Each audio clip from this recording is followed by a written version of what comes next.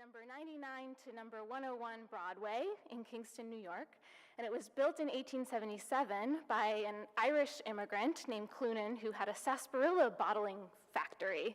It was right on the corner of Spring Street and Broadway. There used to be a spring running down Spring Street, and so they started out bottling water.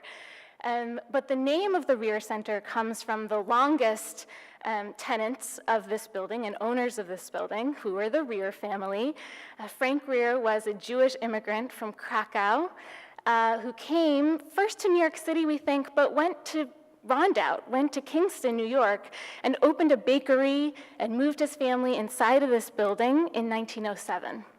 So from 1907 until 2004, the Drear family lived and worked in this site. So nearly 100-year history of the Drears here.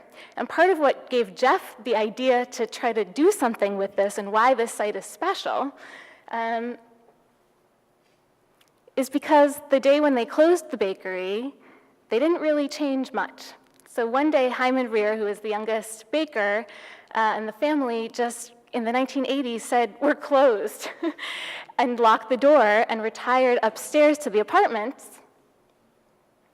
And you can see when he died in 2004, many of his belongings remained. You can see there the hats, the Stetson hat boxes, and his coats in the picture on the right. The picture on the left shows that there were actually 2 apartments. If you look back, you can see the top floor was always rented out. The second floor was where the Drear family lived, and the first floor was where they had this retail shop and bakery.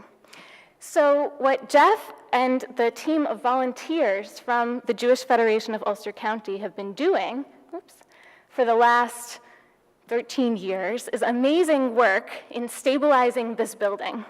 So you can see here in 2009, they did a storefront restoration project. In 2014, a building stabilization project. And those are just words, but I mean, if you looked at the pictures of what this place looked like before, you wouldn't believe the amount of progress they've done in getting the building ready. But ready for what, right? That was the question that sort of Jeff brought in a man named Ward Mintz, who some of you may know, who's been a longtime museum professional, who then reached out to Annie, my former boss, who reached out to me. And the idea was we need museum interpretation people now, right? We've got the bones of it. But how do we go from a site that's got cool old stuff to a place that's a site-specific museum that will make meaning for people today?